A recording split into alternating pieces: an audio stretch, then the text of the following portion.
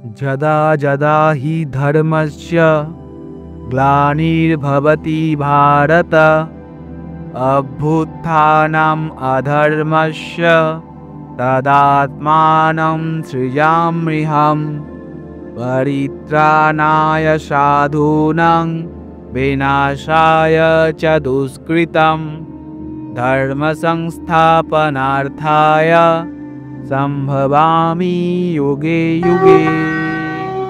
এই শ্লোকটি শুনলেই আমাদের সবার গায়ে কাঁটা দিয়ে ওঠে এবং সর্বপ্রথমে মনে পড়ে যায় মহাভারতের কথা, মনে পড়ে যায় ভগবান শ্রীকৃষ্ণের কথা এবং অর্জুনকে বলে যাওয়া উনার প্রত্যেকটা বাণী, যে বাণী আজও আমাদেরকে ধর্মের পথে চালনা করতে সাহায্য করে, আজও আমাদের বুঝতে সাহায্য করে কোনটা ভুল আর কোনটা ঠিক, আজও আমাদের জীবনে সঠিক সিদ্ধান্ত নিতে আমাদের পথ নির্দেশক হিসেবে সাহায্য করে। যে যুদ্ধ ছিল ধর্মযুদ্ধের অন্যতম প্রধান উদাহরণ, যেখানে অধর্ম বাধ্য হয়েছিল ধর্মের কাছে পরাজয় স্বীকার করতে, তবে আজ আমরা শুধুমাত্র মহাভারতের কথা বলবো না। আজ বলবো মহাভারতে ব্যবহৃত সবথেকে বেশি চর্চিত একটি অস্ত্রের কথা, যে অস্ত্র বর্তমান প্রযুক্তিতে আলোড়ন সৃষ্টি করেছে। এবং মহাভারতে উল্লেখিত এই অস্ত্রের ব্যবহারের জন্যই বর্তমান প্রযুক্তি নিয়ে পড়াশোনা করা মানুষদের মনে তৈরি হয়েছে হাজারো একটা প্রশ্ন। সবথেকে গুরুত্বপূর্ণ যে প্রশ্ন সেটি হলো, কুরুক্ষেত্রের যুদ্ধ কি শুধু একটি ধর্মযুদ্ধ ছিল, নাকি এর পেছনে লুকিয়ে আছে কোনো ভয়ঙ্কর প্রযুক্তির প্রয়োগ, যেমন একটি পারমাণবিক বিস্ফোরণ? আধুনিক গবেষণা কি সত্যি ইঙ্গিত দিচ্ছে যে মহাভারতের সময়ই মানব সভ্যতা একবার নিউক্লিয়ার যুদ্ধ দেখেছিল? নমস্কার, আমি শুভম আর আপনারা দেখছেন সময়যাত্রা ইউটিউব চ্যানেল। চলুন তবে আর একটুও ধোঁয়াশা না তৈরি করে আজ আমরাও বিভিন্ন প্রশ্ন উত্তরের আলোচনার মাধ্যমে আসল উত্তর খুঁজে পাওয়ার চেষ্টা করি। আজকে আমরা যে প্রশ্নগুলি আলোচনা করব তা হল, প্রথমত, মহাভারতে এমন কোন অস্ত্র ব্যবহার করা হয়েছিল যে অস্ত্রের কারণে বর্তমানের আধুনিক প্রযুক্তির মানুষেরা মহাভারতের যুদ্ধকে পারমাণবিক যুদ্ধের সঙ্গে তুলনা করেছে? দ্বিতীয়, আধুনিক বিজ্ঞান ও ভূতাত্ত্বিক প্রমাণ থেকে মোহেনজোদারো এবং হরপ্পায় এমন কি পাওয়া গেছে যা পারমাণবিক বিস্ফোরণের প্রমাণ? তৃতীয়, প্রাচীন যুগে অস্ত্র প্রযুক্তি সম্পর্কে এমন কি কি ধারণা পাওয়া গেছে যার থেকে মহাভারত আদতে পারমাণবিক বিস্ফোরণের একটি উদাহরণ বলে মনে করা হচ্ছে? আর চতুর্থ, অন্যান্য প্রাচীন সভ্যতার সাথে কি কি মিল পাওয়া যায় যা এইরূপ ধোঁয়াশা সৃষ্টি করেছে? এবং সর্বশেষ, সবথেকে বেশি গুরুত্বপূর্ণ, এই সমস্ত তথ্যের যুক্তি সাপেক্ষে এমন কি কি বিতর্ক রয়েছে আজকে তৈরি প্রশ্নকে এখনও অবধি কোনো রকম উত্তর দিতে পারেনি? এবং অবশ্যই বিভিন্ন রকমের তথ্য জানতে আমাদের চ্যানেল সময়যাত্রাকে সাবস্ক্রাইব করে আমাদের পাশে থাকুন।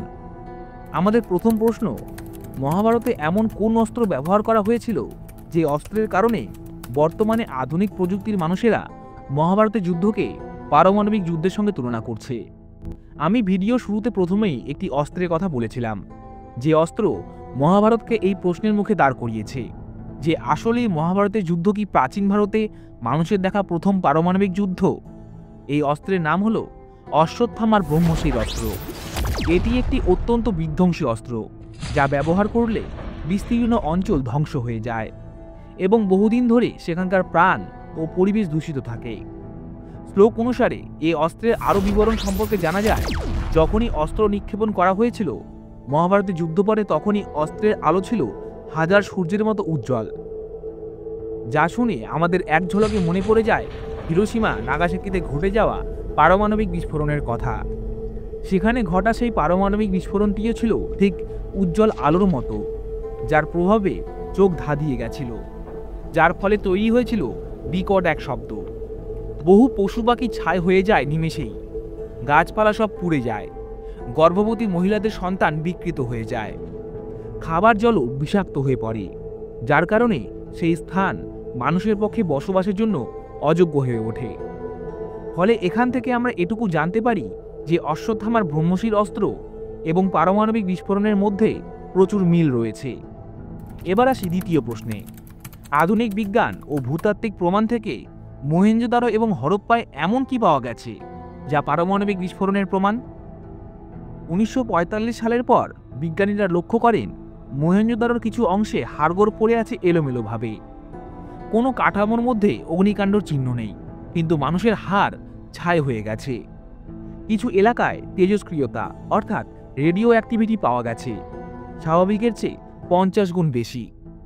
গ্লাসিফিকেশন অর্থাৎ পাথর গলে কাঁচে পরিণত হয়েছে। এটা অনেকটা পারমাণবিক বিস্ফোরণের প্রভাবে ঘটে, কিন্তু তৎকালীন সময়ে এটা তো কোনোভাবেই সম্ভব নয়। তাই সেখান থেকেই আধুনিক প্রযুক্তির সঙ্গে যুক্ত বিজ্ঞানীদের মনের মধ্যে আরও বেশি করে বিশ্বাসের দানা বাঁধতে শুরু করে যে মহাভারতের ব্যবহৃত অস্ত্রই আসলে আধুনিক সময়ে পারমাণবিক অস্ত্রের নিদর্শন। এবার আসি তৃতীয় প্রশ্নে।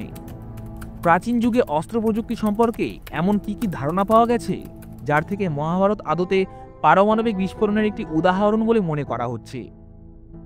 লোকাল কিংবদন্তি থেকে একটি তথ্য উঠে আসে যে পাকিস্তানের লোকেরা আজও বলে যে এটা অভিশপ্ত শহর, এবং এছাড়াও কিছু বিজ্ঞানী বলেছেন এমন তাপমাত্রা কেবল নিউক্লিয়ার ব্লাস্টেই সম্ভব, ফলে মানুষের তৈরি বিশ্বাস বাড়তেই থাকে। চতুর্থ প্রশ্ন, অন্যান্য প্রাচীন সভ্যতার সাথে কি কি মিল পাওয়া যায় যা এইরূপ ধোঁয়াশার সৃষ্টি করেছে?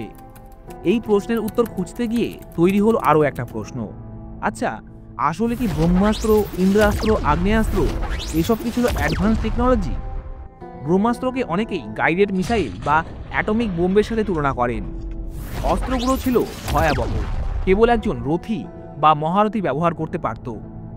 কিছু অস্ত্র নিয়ন্ত্রিত এবং লক্ষ্যভেদী ছিল, যা আধুনিক স্মার্ট মিসাইলের সঙ্গে মিলে যায়। তাহলে সেখানে এটা মেনে নেওয়াটাই স্বাভাবিক যে আসলেই মহাভারতের ব্যবহৃত এই অস্ত্র আধুনিক পারমাণবিক বিস্ফোরণেরই একটা নিদর্শন স্বরূপ। আমরা এখনো পর্যন্ত যা যা তথ্য আলোচনা করলাম তার সবই মহাভারতে ব্যবহৃত অস্ত্রকে পারমাণবিক অস্ত্রের দিকে ইঙ্গিত করছে, কিন্তু নিশ্চয়ই এরও কিছু বিতর্ক মতামত অবশ্যই রয়েছে। তবে চলুন আজকে আমাদের পঞ্চম এবং শেষ প্রশ্নের আলোচনার মাধ্যমে জেনে নিই কি কি বিতর্ক রয়েছে এই তত্ত্বের বিরুদ্ধে। অনেক প্রত্নতত্ত্ববিদ বলেন এগুলো শুধুই কাল্পনিক কাব্যিক বর্ণনা। তেজস্ক্রিয়তার পরিমাণ পারমাণবিক যুদ্ধের জন্য যথেষ্ট নয়। কোনো শক্তিশালী ধাতব বা পারমাণবিক অবকাঠামোর প্রমাণ পাওয়া যায়নি। প্রকৃতির আগ্নেয়গিরি বা মহাজাগতিক বস্তু পতনের কারণে এমন ঘটনা ঘটতে পারে। তর্ক বিতর্কের সাপেক্ষে বিতর্কের এই যুক্তি আসলে কি এই প্রশ্নে ধোঁয়াশা সৃষ্টি করার জন্য যথেষ্ট? তাহলে মহাভারত কি শুধুই ধর্মীয় মহাকাব্য, নাকি এটি এক প্রাচীন সভ্যতার ধ্বংসযজ্ঞের সাক্ষ্য, যার অস্ত্র ছিল নিউক্লিয়ার বোমার থেকেও ভয়ঙ্কর? এই প্রশ্নগুলি থাকলো আপনাদের জন্য। আপনাদের কি ধারণা? এই সমস্ত তথ্যগুলি থেকে আপনাদের কি মনে হচ্ছে? আদতে সত্যি কোনটা আমাদেরকে অবশ্যই কমেন্টের মাধ্যমে আপনাদের মূল্যবান মতামত জানাবেন। এছাড়াও আমাদের আজকের বিষয় নিয়ে আরও বিস্তারিতভাবে জানতে হলে ডেসক্রিপশনে দেওয়া আমাদের রেফারেন্স লিঙ্ক থেকে আপনারা বিস্তারিতভাবে জানতে পারেন। আজকের জন্য এইটুকুই। আবার আপনাদের সবার সাথে দেখা হচ্ছে অন্য কোনো গল্পে, অন্য কোনো তথ্য আলোচনা সভায়। সবাই ভালো থাকবেন, সুস্থ থাকবেন। এই পুরো সময়টুকু জুড়ে আমাদের সঙ্গে থাকার জন্য আপনাদের অসংখ্য ধন্যবাদ।